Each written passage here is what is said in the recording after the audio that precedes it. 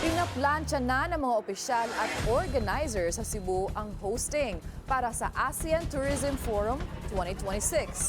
Tampok dyan ang tourist attractions at iba pang heritage sites sa lungsod.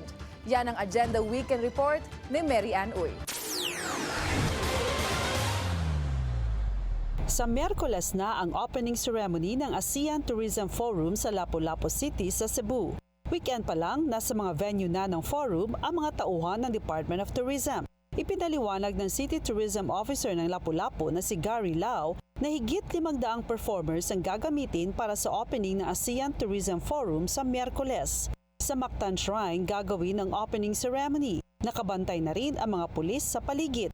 We have to be ready because the ASEAN is here in Lapu-Lapu. So the city government of Lapu-Lapu through our Mayor Cindy Chan, is giving us a marching order and instruction.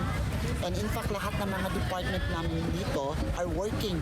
Si Coach Jonel inabutan na ng gabi sa ensayo ng higit 300 mga eskrimador. Highlight sa opening ng forum ang Arnes de Abanico at ang Lapu-Lapu Performing Arts.